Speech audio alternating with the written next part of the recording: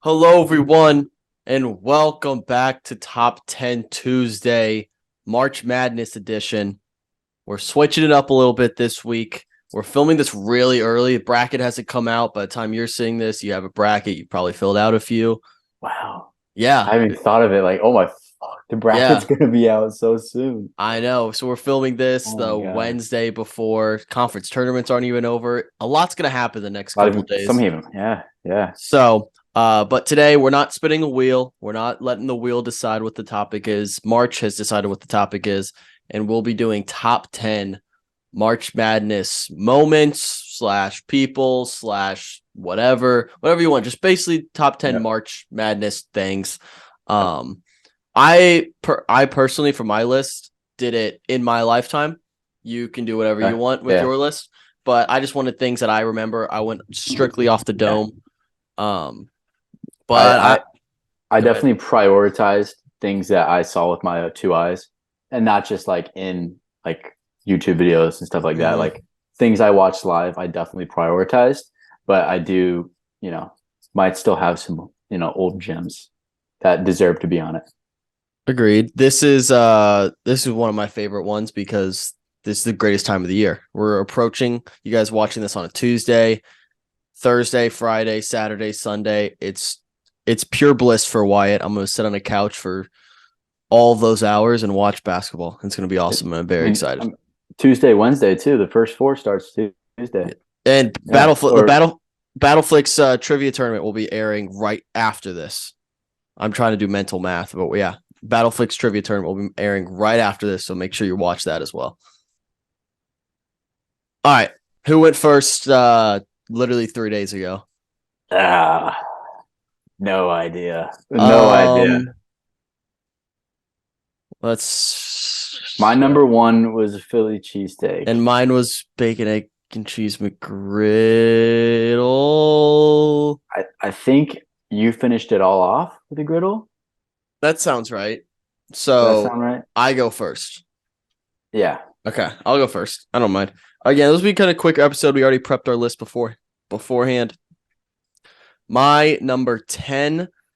This is uh this is a moment that a lot of people probably forget, but this was like a core memory of mine where I was so young to like I kind of forgot upsets could happen. Like this is the first time an upset happened. I was like, whoa, like that can happen.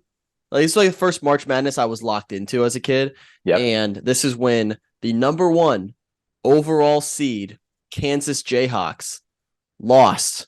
So I even forget that it was Northern Iowa, and it Okay. was Farouk Manesh, or however you say his name, pulled up from three to clinch the game.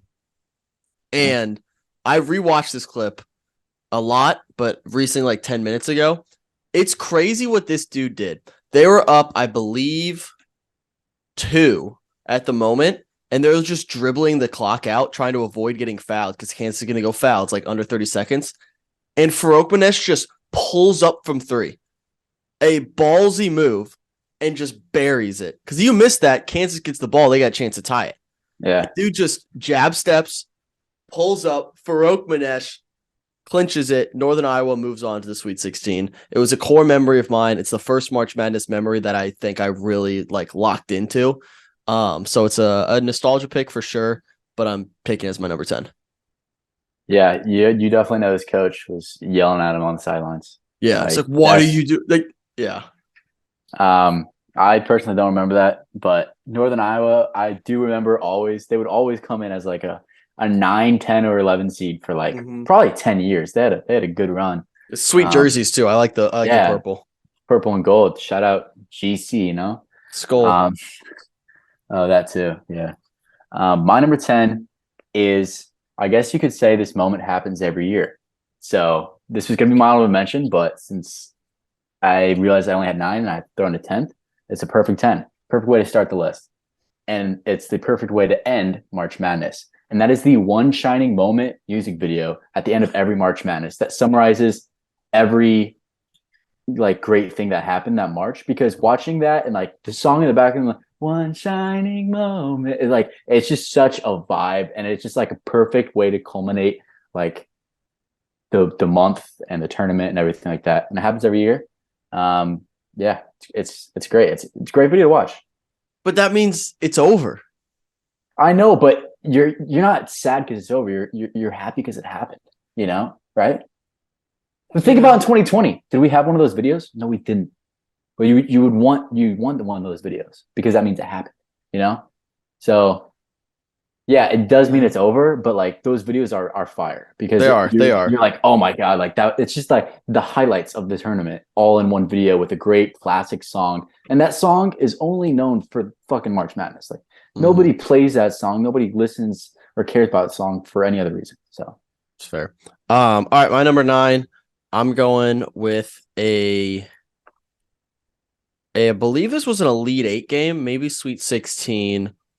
This is one shot that stuck with me. Again, these are just like core memories that stick with me, and I remember where I was when they happened.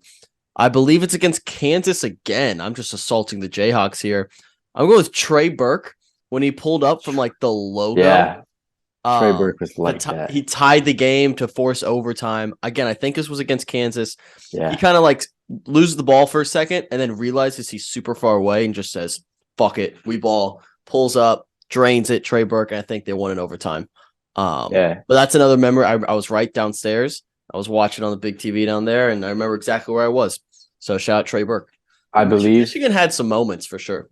that tournament was very special. If I'm correct, Kansas was the 1 overall seed that tournament. Michigan was the 2, and that was when Michigan made the championship and lost to Louisville. And that was the Kevin Ware year when Kevin Ware Was it?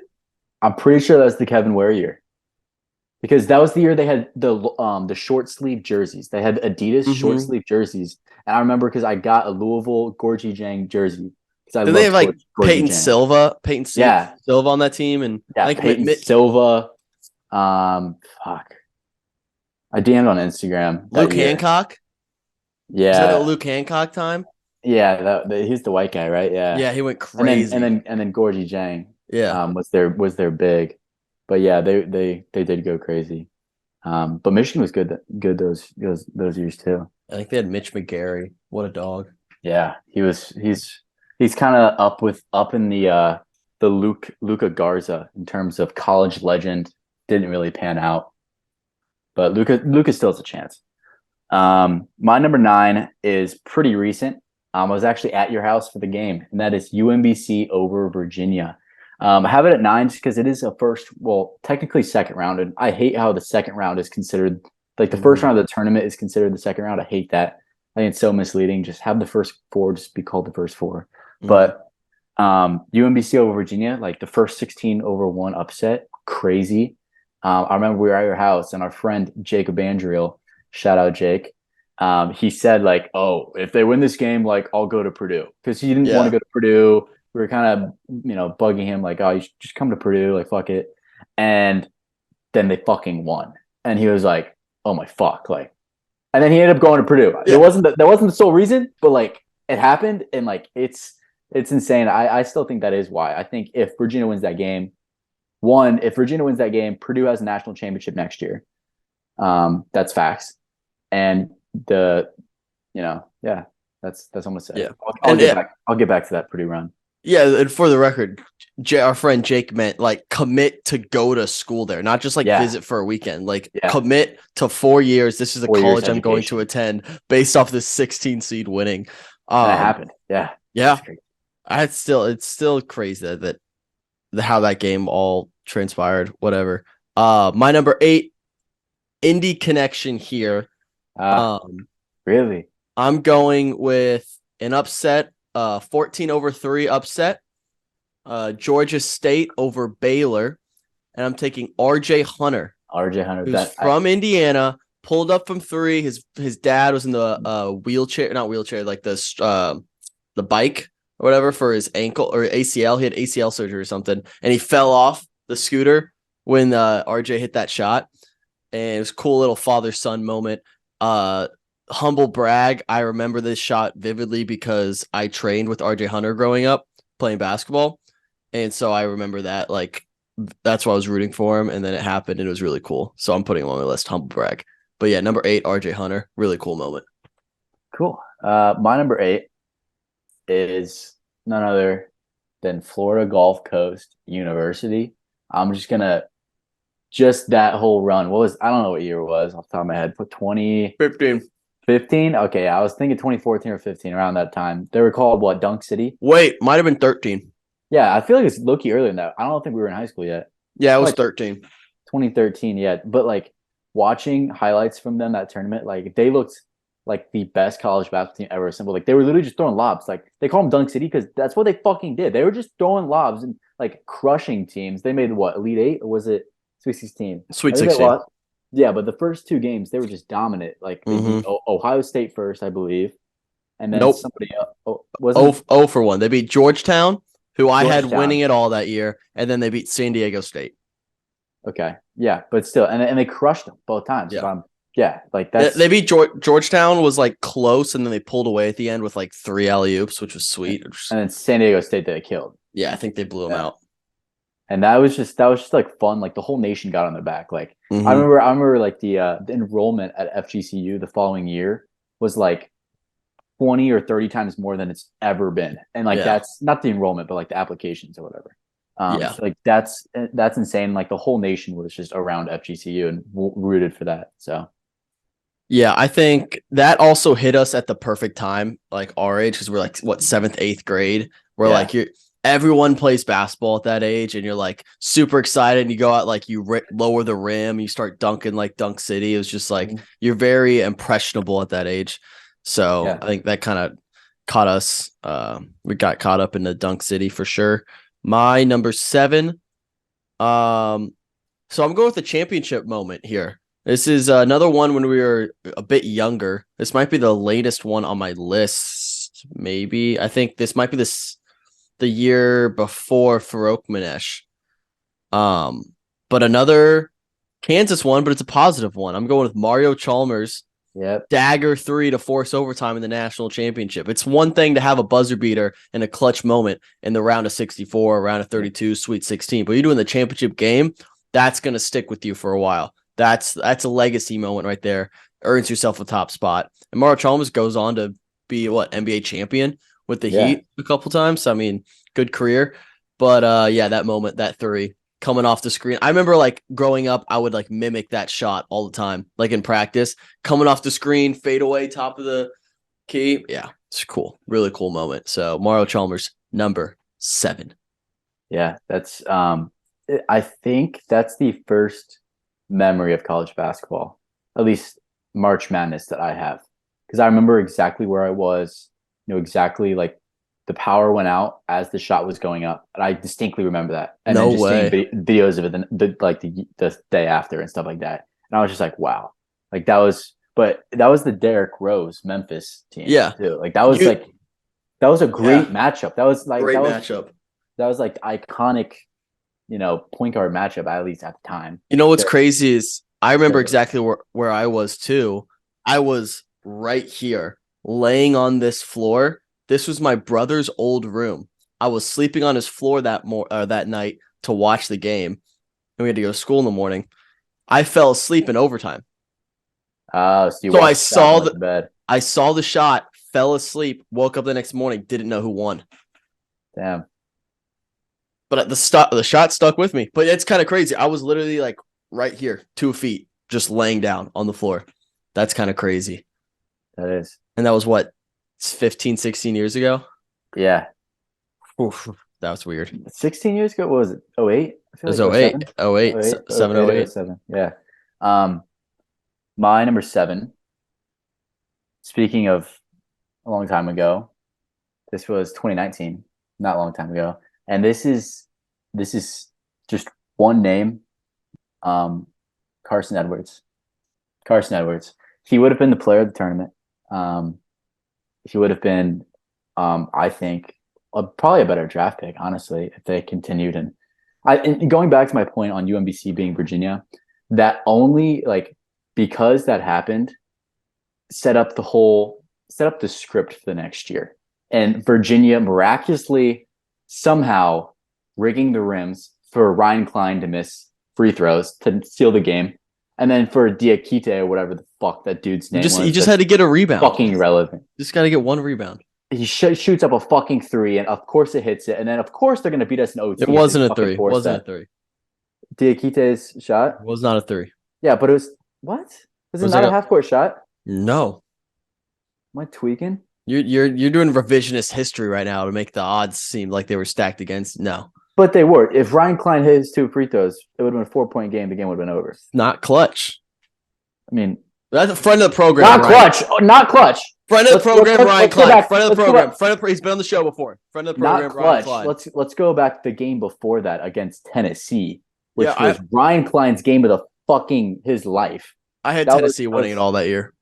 That's stupid. They're not if they're in Purdue regions. That's stupid. But all I'm saying, UMBC doesn't beat Virginia. Purdue wins the national championship 2019. I stick by that. That's just what happens. That shit was rigged. But Carson Edwards, nonetheless, in that game, he had 42. He deserved better. He deserved better. He deserved to win the national championship that year and have his little 5'10" self be holding up a trophy. But he was a dog, yeah. Nonetheless, he's out there in Lithuania doing his thing or whatever. Attaboy. Germany. Yeah, that was Ryan Klein, friend of the program. I won't shit on him. But let's see. I think this is the same year with my number. What are we on? That was a great tournament year. I think this is the same year. You can correct me if I'm wrong. But I'm going with the run made by a little team up kind of by you, actually, right now, Michael. Talking about the Loyola Chicago Ramblers. I think that was the same year. Might have been the same year. Maybe might have been the year before. I think it was the year before. I think we were in high school. We were in high school still. You're right. Because somebody in our grade went to Loyola, I think. Shout out to Nico. Nico. Yeah. So people forget about their run. They made all the way to the Final Four. The first 3 wins they had were all buzzer beaters. Not only do they have one moment, they are not buzzer beaters, but like end of the game clutch moments. They had to pull up in the clutch for 3 straight rounds to make it all the way there. Which is crazy. Like normally, like one run to the Final Four, you have like one great moment. They had 3 in 3 straight rounds. It's really cool. Ramblers kind of took over. Sister Jean was the tournament. She was the MVP for sure. Yeah, MVP, most outstanding player, Final Four that year for sure. Just a story that you're gonna remember. So Loyola Ramblers number 6. Oh my god. My number 6. Oh my god, did I forget to put number 6? They're seated out of order. Oh no, my number 6 is something I don't remember. But I have to give credit to because it's what made this guy's coaching career what it is now. He's the current coach at Miami, I believe, Jim Larinaga. Yeah. Yeah. And that is George Mason's run to the Final Four in 2006. I don't remember this at all, but 11 seed going to the Final Four, like out of the Patriot League, like that's kind of insane. You got to tip your cap where caps are due. Tips are due, George Mason, Final Four. I don't remember seeing it, but I remember knowing what George Mason is. I don't know if they would have the clout that they do now, even though they don't really have clout now. They have somewhat of clout. And at that point, they're probably to the FGC level. If we were 13 years old when that happened, I'm sure I would think of George Mason differently. So yeah, that was a crazy run to the Final Four. So it's, cool for them, and I gotta respect it. Yep. George Mason. That was the team growing up. You heard like, oh, George Mason did it, so another school could do it. And there was a gap. There was a good 6-7 year gap where no one really broke through like George Mason did. So yeah, I like that. My number 5 we talked about already, so we won't dive too deep into it. It's Dunk City. It's Florida Gulf Coast. I mean, it's again, we are a very impressionable age at this point, so maybe it's closer to our hearts than it does other people, but I would doubt that. I think across the board, it's a pretty memorable moment. Yeah. It's memorable for me because I had Georgetown winning it all that year. I've had bad luck with the brackets. So funny. It's tough. So I remember that vividly, and I was so mad. I hated Dunk City for a good 48 hours. so mad. But And then then you I was rooted for them the next game. You yeah, had then to. then I Yeah. was back in. But yeah, Dunk City, number 5 for sure. Okay. So if Texas is a 2 seed, should I Oh, bet on yeah, yeah, the wait, wait, wait. 15 seed?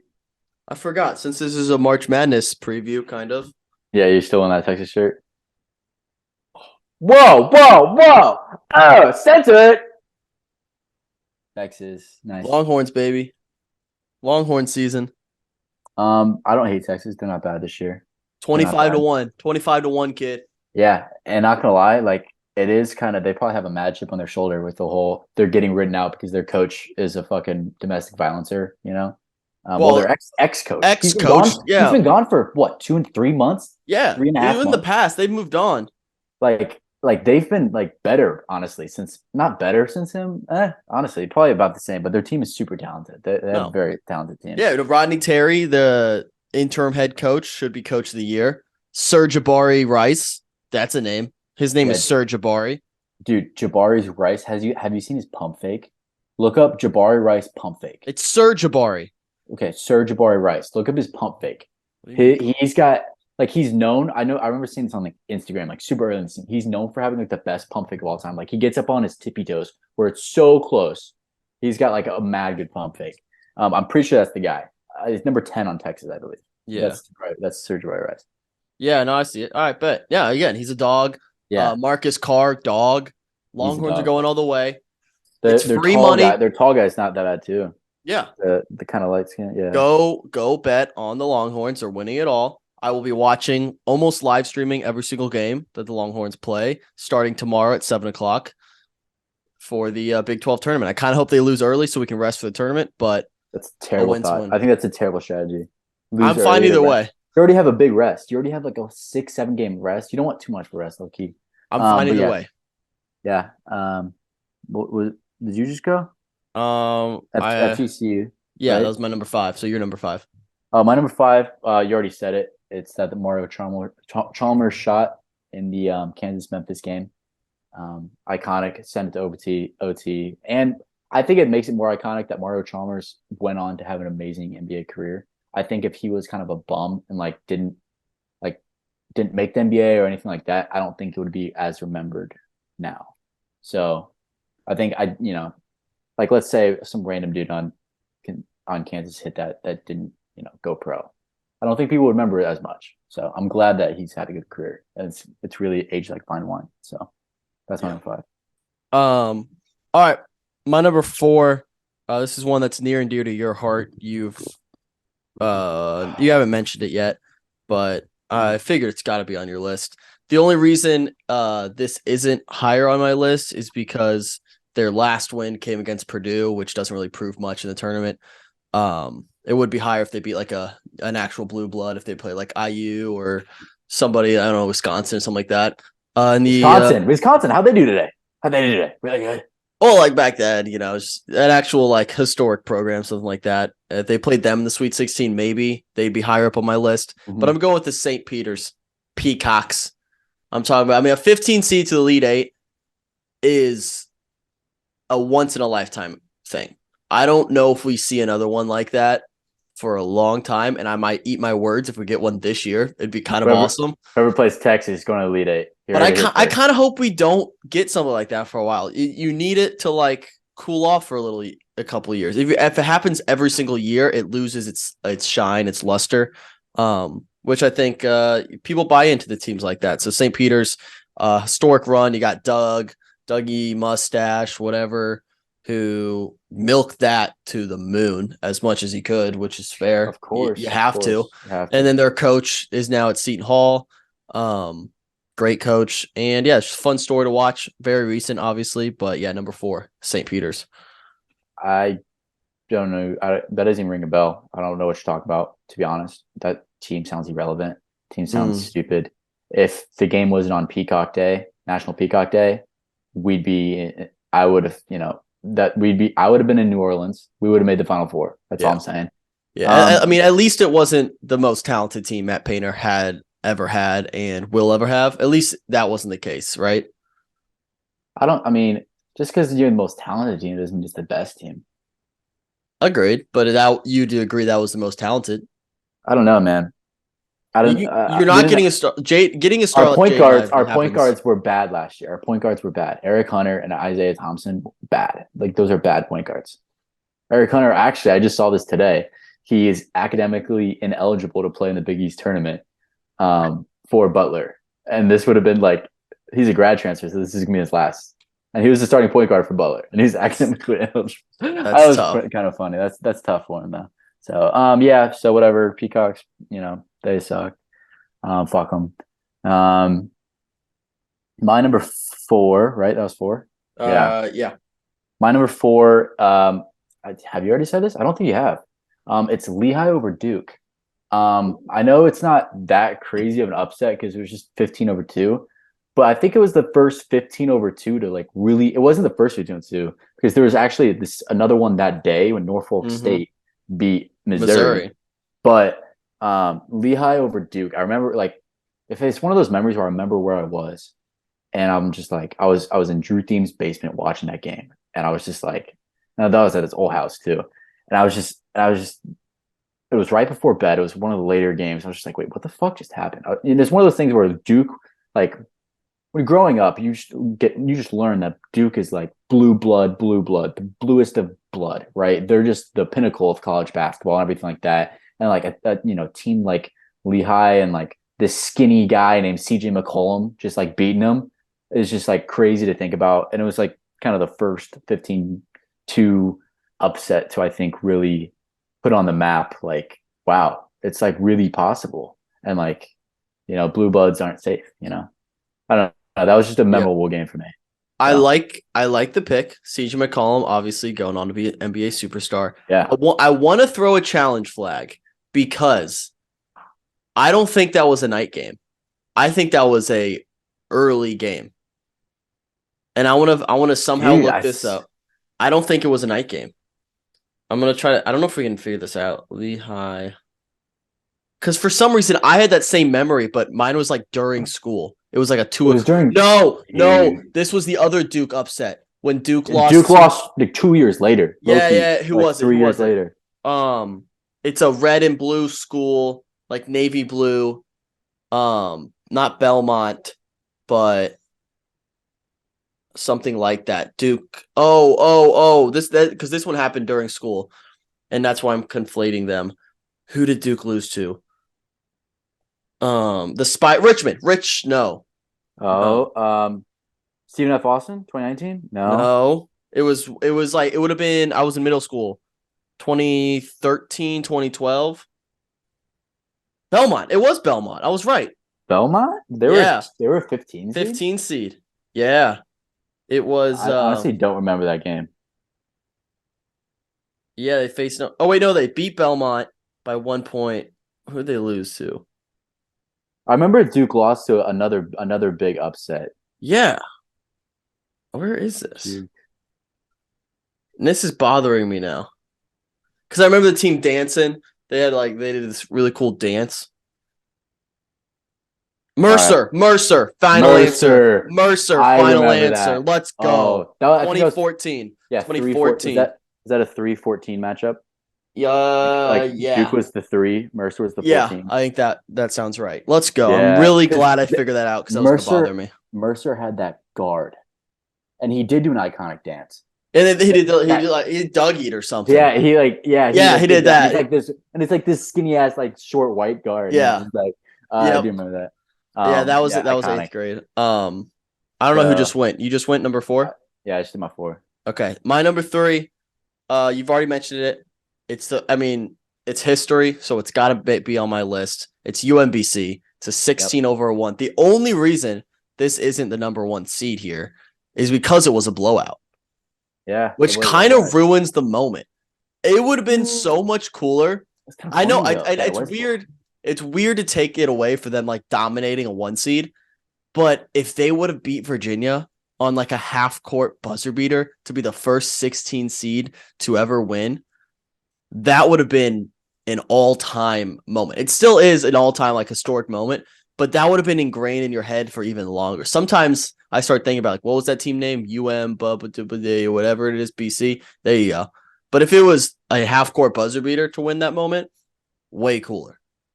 I don't know. I think it was cool that buzzer beaters are objectively cooler. I know, but like the fact that the first 16 over one seed wasn't just a buzzer beater, I think is even crazier that it was a blowout, you know? And like Agreed. I'm thinking about like I didn't sports bet, you know, during that game or like that time of my life, Yeah. but like I'm imagining like second half, like I still probably could have gotten UMBC at plus odds, even when they were up, probably double digits. I You probably know could have. I would You have probably could have. I would live bet I would have live Virginia bet all Virginia day. so hard, and So I would I have was lost so much money. so much money. I would have lost so much money. But yeah, that's a good pick. I wonder, there might be an emergency podcast episode like 3 or 4 of this podcast, which not this one, but like my podcast. I think episode 3 or 4 was an emergency podcast right after that loss or right after the UMBC win. And I'm going to double check that right now.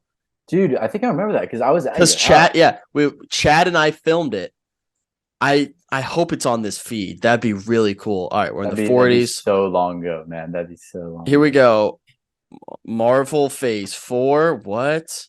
It'd be 2018, March 2018. No, I don't have it. Just kidding. I started this in 2019. What did I record that podcast for? I definitely recorded it. It was a different feed. That'd be really funny to find. But yeah, first episode of People Person was June 9th, 2019. And we're approaching episode 100. We have very special guests coming up, so stay tuned for that. That's a subtle plug. But yeah, I'm going UMBC. Okay. My number 3 is Butler's tourney run in 2010.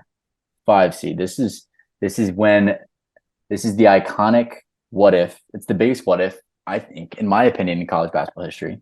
Obviously, there's some other ones, but for the moment, like the 5 seed, you know, Butler in Indy, like what if Gordon Hayward hits that shot and like beats, I'm pretty sure who they faced, Duke, right? Duke. Yeah, it was Duke. Right? It's Duke. But I don't know. I still think that run was incredible. Just being a 5 seed, being, you know, from the fucking Horizon League and making the championship and literally coming up so short of Duke. And then they did it again. And also lost. But crazy. Which that's coming up soon.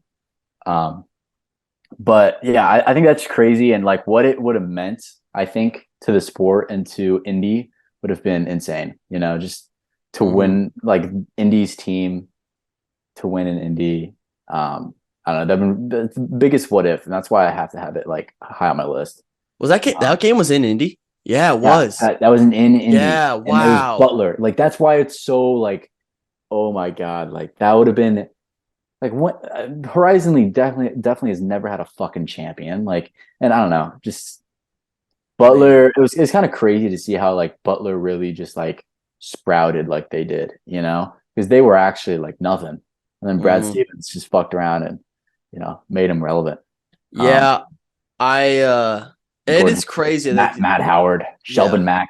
Was it Sheldon Norred or Norhead or something like that? The little point guard, Sheldon Mack. Yeah, Sheldon Mack, and then there was another like number 5. Number 5 was like Norred or something. But he's now the assistant for the Pacers right now. The guy I'm talking about, forget his name. But yeah, no, that's crazy. Especially, I mean, just the fact that they did it back to back is insane. Yeah. If they won, it would have definitely been my number 1 for sure. But like, I still got to give credit. Like that tourney run was insane. Yeah. My number 2 all time is a very similar situation, but the dude made the shot. It was obviously a little easier. This is a little Villanova, Chris Jenkins. Yeah. For the win. Yeah. Villanova, phenomenal. Just confetti, bang, bang, bang, bang. I mean, a walk-off 3-pointer to win the national championship. With confetti right after it. Yeah, that's insane. Incredible. And also, given if he doesn't make that shot, you arguably have a top 10 shot of all time by Marcus Page 10 seconds earlier. Yeah. Which poor Poor man has his March Madness moment just ripped from his hands. Still a shot of his life, probably. Yeah, still a shot of his life. The shot of the life that no one's going to remember 20 years from now. We remember it because like we lived it, but when our kids see highlights of Chris Jenkins, they're only going to see that shot. No, I see. I disagree. I think all the highlights I see of that also show the seconds before it of Marcus Page hitting that shot. It depends if it's like a 20-minute, like 10-minute, like but montage. They're gonna remember Chris Jenkins. Yeah, I don't know. It's phenomenal shot. No pun intended there. A great call, great moment. Jay Wright gets his title. Very cool all around. Yeah. Just moment you're gonna remember forever. Remember exactly where you were. So, Chris Jenkins shot number 2. Yep. Good pick. I also have another game-winning shot.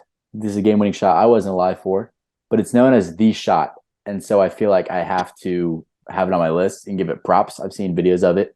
And that's the Grant Hill to Christian Laettner for Duke. Yes, Duke. It's known as the shot. So you see videos of it, you see clips of it. Perfect pass, perfect shot, game, gotta be high on my list because of the fact that like the shot is so iconic. That was against Kentucky, right? Yeah, it definitely was two. I don't know. It was a blue blood. Yeah, it was definitely a blue blood matchup, and it was like literally like I just remember like honestly the best part about it was the pass. I think not. The pass is crazy. Obviously, you need the shot too, but like the pass was insane. So shout out Grant Hill if you're watching.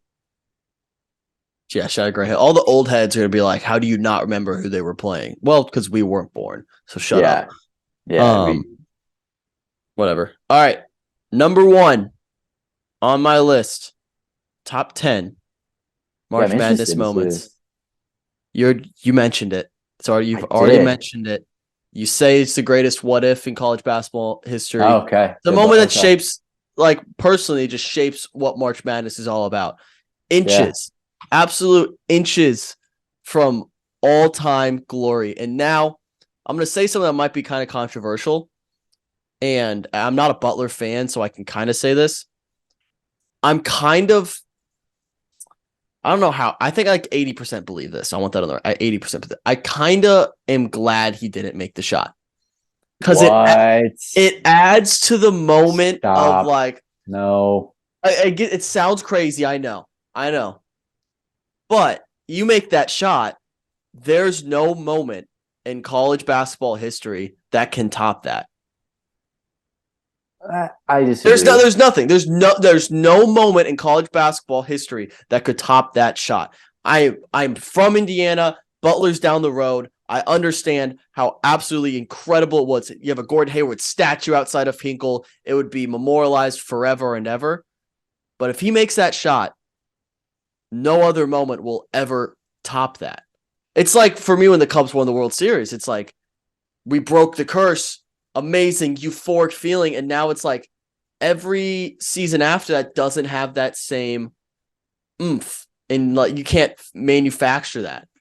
Yeah, but I think like everything after it, you're trying to get to that moment again. And so like there's at least, hope that it's gonna happen, At some point there's gotta be a peak, in life, college basketball. And like I don't know. Like what if a 15 seed makes the championship and hits a buzzer beater shot? Like, I don't know. Like, there could be something better than that. But I do agree. It was just weird. I mean, I'm not taking away, like, honestly. It put Indy on the map, put Butler even more on the map than it did. And, like, I don't know. That would have, that would have been special. Oh, he makes that shot. They don't go back the next year. Oh, 100%. 100%. Yeah, no way. 100%. So, who's to say it wasn't good for Butler? Well, they didn't win next year, so I think making back-to-back runs. I think they'd rather have 1 than 0. I know, but they'd rather have. But they do it one time. Everyone's like, "Oh, that's a one-hit wonder." Like whatever. Like it was just a blip on the radar. Like they get it done 1 year, whatever, and then fall off.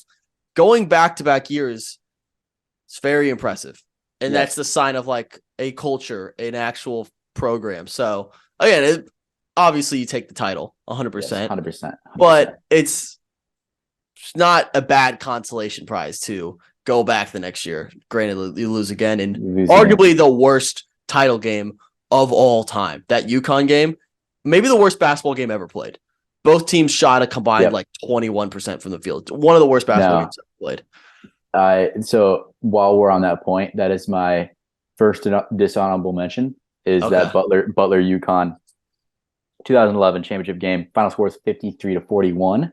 And I just remember watching it live, like getting so hyped for it. And it was Kemba Walker, against Butler, the team that made it all last year, made it all the way last year. And like all this, Butler shot 18% from the field. UConn shot 34% from the field. There was only 1 for, I think, 11 for 3. And then I'm sure Butler was probably 1 for 10 for 3. And like, it wasn't even like a defensive game. Like, it wasn't just like a defensive battle. Because some of those games are like, oh, cool. Like, they're forcing turnovers. Like, the defense is just insane. There's the most energy. It was just no offense at all. Yeah. Like, it's just non-existent. Like, not even, like, Kemba, I think, still played all right. But, like, wasn't special at all. That was a terrible game. All right, what's your number one? My number one, you already said it. Jenkins for the win. Jenkins for the win. One of those where I remember exactly where I was. I think the coolest part about it is the fact that it's literally as time expiring. Whoever was on the button to fucking push the confetti. It's ballsy nowadays to do that because there's always like a review and like you got to do this. Like, oh, did he go off in time? Like, it is ballsy as fuck to just do that. That's a good point. Because if you do that and it gets called back, one, you're fucking fired. You're never working for the NCAA ever again or that arena or whatever people does that. But like, they have to like sweep up that and like I don't even know. Like, I don't even know what happens. It's like if they're like, no, there's actually 0.7 seconds left. Like, what do? You sweep up the confetti, try to get everybody to calm down just to have North Carolina like probably inbounds the ball and then not make a shot, probably like odds. Unless, oh my God, what if they put 0.7 seconds on and then Marcus Page hits another 3 to win it with 0.7 seconds? That's a really good point because after they just swept up the confetti. Because there was no review. There was no, let's talk about this. Let's make sure. It was boom. As soon as that shot went in, over, done, refs off the floor. That's a great point. I never thought about that. Huh. Interesting. All right. Those are our lists. You have any more honorable mentions, dishonorable mentions? I think I have 2. To what? Honorable mentions. Dishonorable mention for me is one Chris Beard. He's one of my dishonorable mentions. Not only because he beat Purdue when he was at Arkansas Little Rock. But that was the first sports bet I ever hit. That was senior year. That was senior year of high school. Yeah.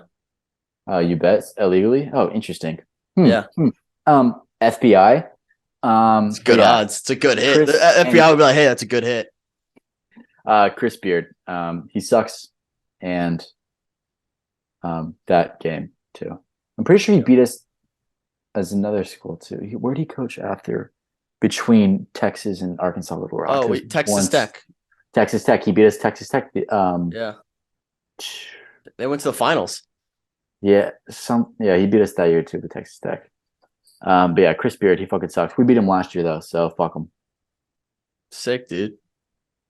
Hell yeah. All right. Yeah, any more? You have any honorable mentions? Just dishonorable. Off the top of my dome right now.